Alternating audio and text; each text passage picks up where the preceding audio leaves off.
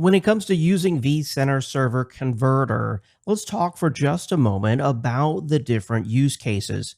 Why, again, would you want to download this tool and use it to convert virtual machines?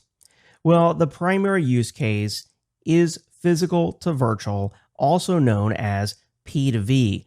While I'm sure there's still many administrators out there performing P2V conversions, over the years, as so many companies have adopted virtualization, I would think that there are many fewer administrators doing P2V conversions these days because we've converted so many physical servers already. However, it would seem that there is simply no end to the number of physical servers because we've been converting physical to virtual for a long time.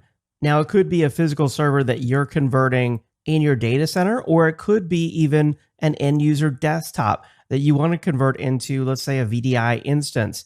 I know at many companies, there's even that aging server that's in the HVAC and environmental services closet that controls some heating and cooling system that nobody ever wanted to touch. Well, now's the time to finally convert it using P2V. The other use case here is V2V, or virtual to virtual, and that could mean many different things. It could mean converting from, let's say, Hyper-V to vSphere, or from VMware Workstation to vSphere, or even from vSphere to vSphere.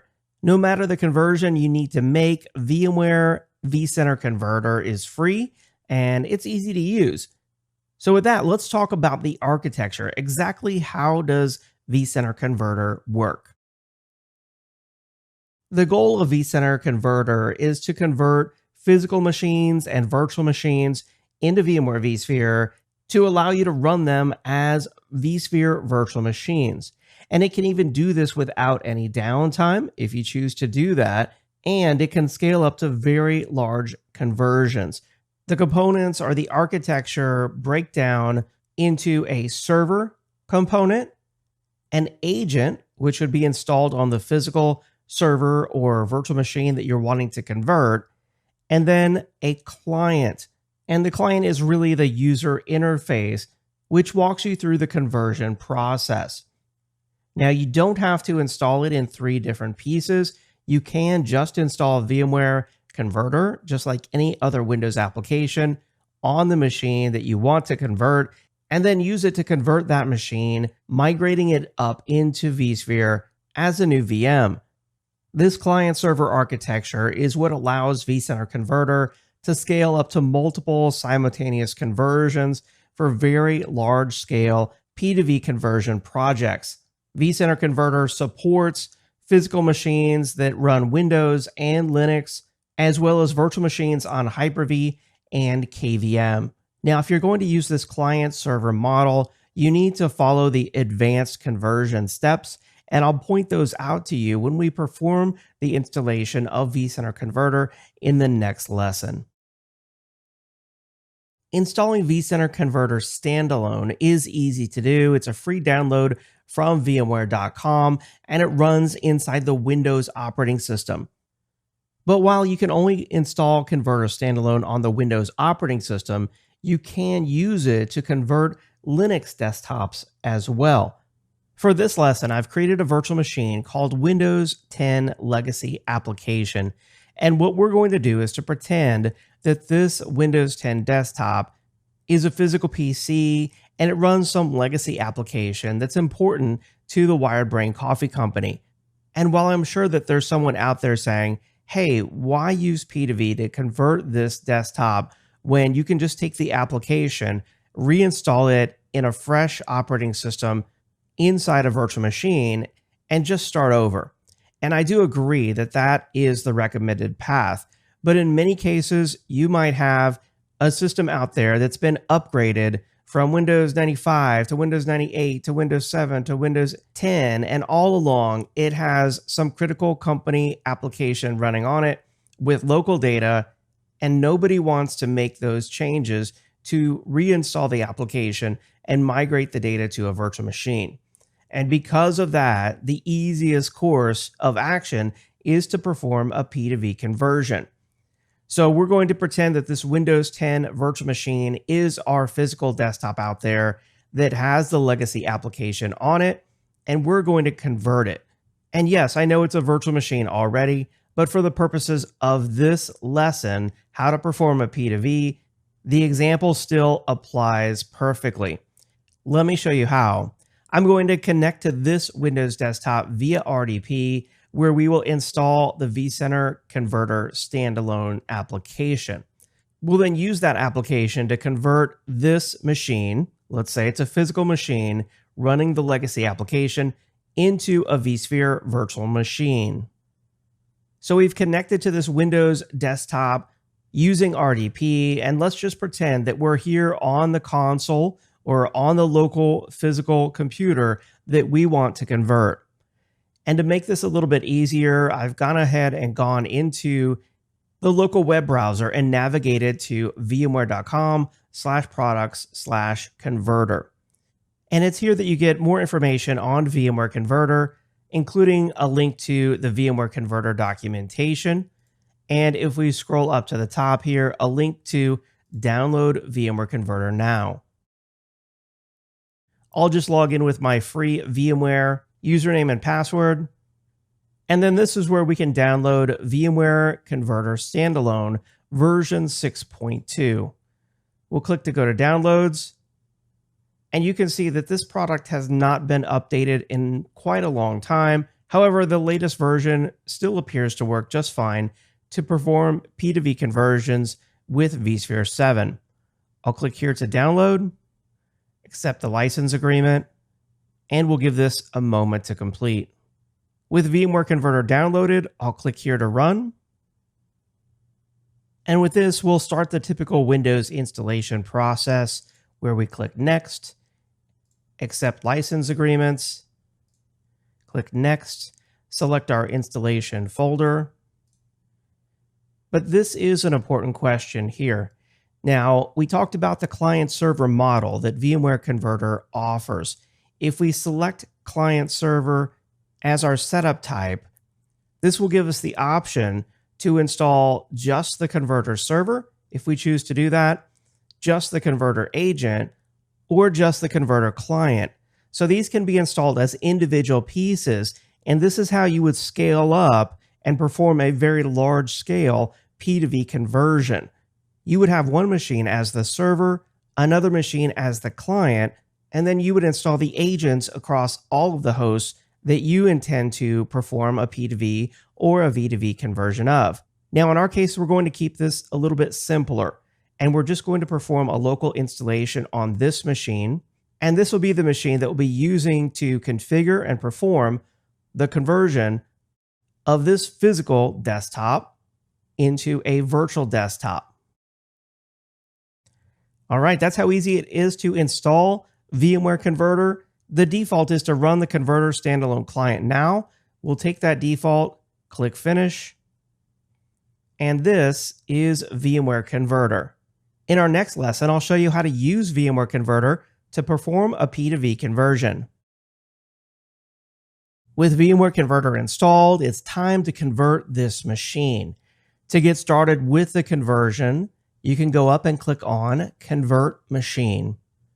And this is where you would select whether or not you're converting a remote Windows machine, a remote Linux machine, or this local machine. So you can see how in the client server model, you could convert a remote Linux or Windows machine that has the agent installed and use this client to queue up and configure these P2V conversions. Now, in our case, we're going to convert this local machine, meaning the machine that we're running this application on. And then we'll click View Source Details. And you can see we are talking about this very machine that we're running Windows on right now. It says it is a physical machine. It's running Windows 10. It has a total size of 20 gigabytes, 2 vCPUs, and 4 gigabytes of memory. We'll click Close here. And notice how you do have the option to either convert powered on or powered off virtual machines. So at this point, we selected the source, which is the local machine. Now let's select the destination. And we have two options for our destination. It could be a VMware infrastructure virtual machine, which would be our P2V conversion, or we could convert this machine into a VMware workstation or other VMware virtual machine. In our case, we'll select VMware Infrastructure Virtual Machine, and I'm just going to type in the IP address of our vCenter server, as well as the administrative credentials to connect to vCenter, and click Next. We'll ignore the security certificate warning here because we know this is our vCenter server. And look at that, our vCenter converter connected to our vCenter server and pulled back the vSphere inventory. You can see there's the Hilton Head virtual data center that has 9 virtual machines inside. You can see the list of virtual machines here, some of those being templates actually. And what we can do is we can give this machine a name, unless we want to take the default. Let's just call it Legacy Windows App and click Next. At this point, we need to provide a little bit more detail. We need to select exactly where in the inventory we want this virtual machine to be created. Let's go ahead and put it on the prod cluster. And then we need to select which data store we want to store this virtual machine on. Let's go ahead and store it on VMware vSAN. You can see the virtual machine version number. We talked about virtual machine hardware versions will be virtual machine hardware version 17, which is new with vSphere 7. I'll click Next. And now we get to review the options for this virtual machine that we're about to create. You can click Edit, for example, on each one of these and get additional details. You could select just individual hard drives and really map the source volume to the destination volume. You can also edit the devices for the virtual machine that you're going to create. So here you have the opportunity to reconfigure the virtual machine as it's created, as it's moved from physical to virtual. For example, I could increase the memory size. I could also increase the number of CPU sockets and cores. These are things that we'll talk about later in this course.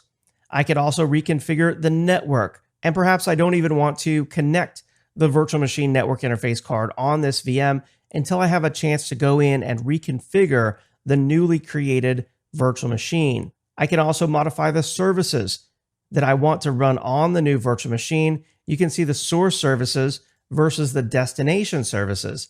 You can see the source services versus the destination services. And this is especially important because, as you know, physical machines like physical hosts have a variety of different services typically installed on them that have to do with the physical hardware. There could be all sorts of drivers installed to support the physical hardware that wouldn't be needed once you convert that physical host into a virtual machine. There's also advanced options here to configure if we choose to do so, and we'll talk more about throttling in an upcoming lesson. At this point, we'll take all the defaults, click Next, and we have a chance to review what we're about to convert. I'll click Finish. And now vCenter Converter is submitting this job to the vCenter Converter server piece, which is actually installed still locally on this machine. However, if we use the client server model, this is where the client would be talking to the server that we installed on a different host. And with that, you can see that the status of the job is running. We are converting this local Windows machine, going to our destination, which is our vCenter server. And the name of the new virtual machine will be Legacy Win App. We are 1% complete.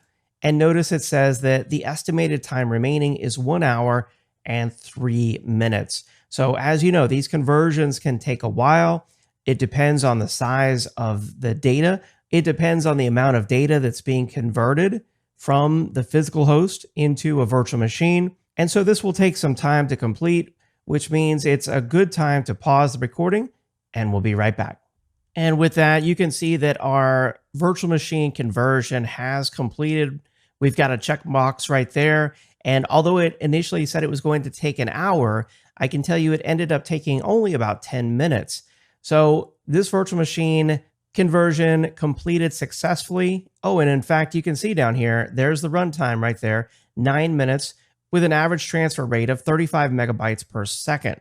If we go into the vSphere client, take a look. Here is our new virtual machine that we created. It's called Legacy Win App, just as we specified.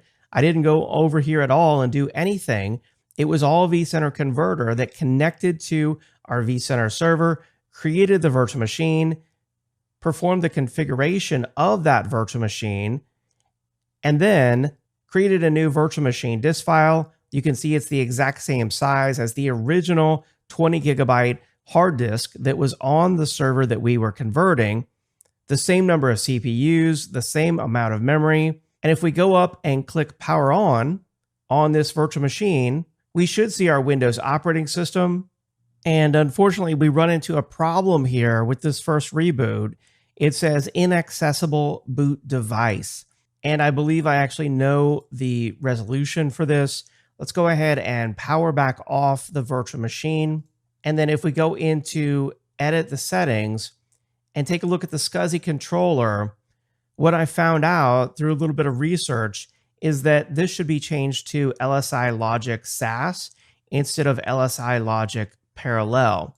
So let's change it to LSI Logic SAS and click OK.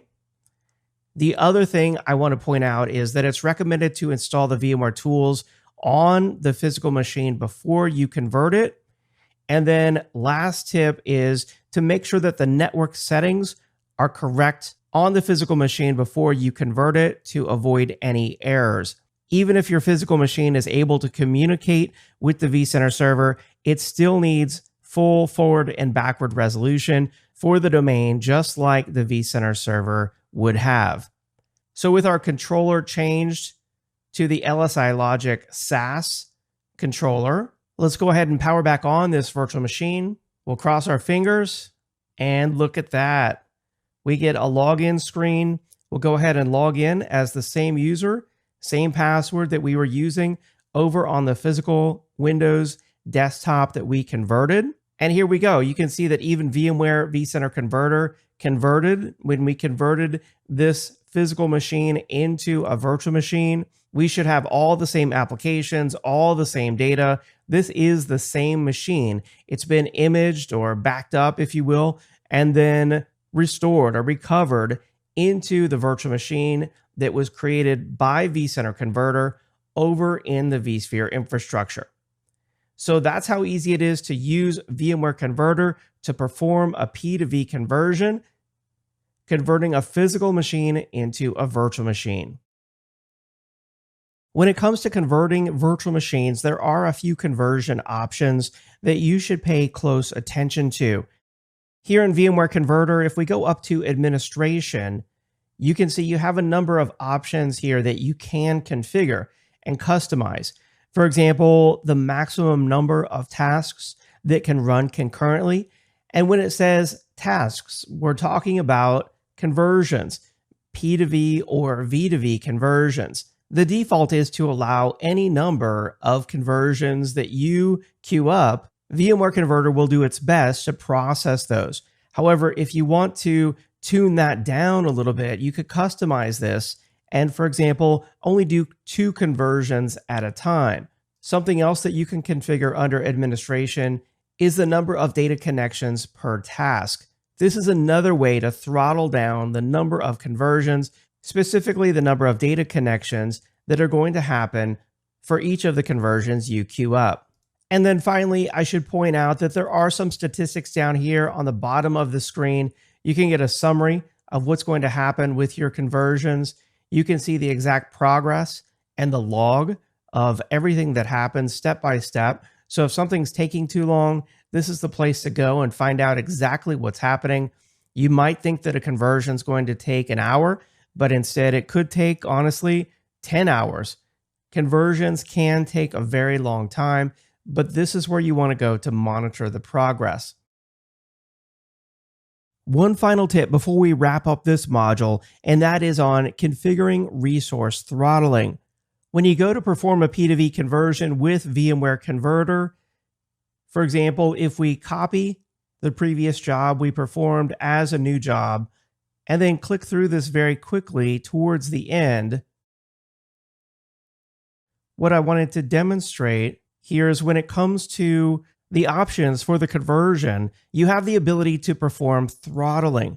So if we edit this, This is where you would control the resources that would be used both for CPU and for optionally network bandwidth for each of the conversion tasks.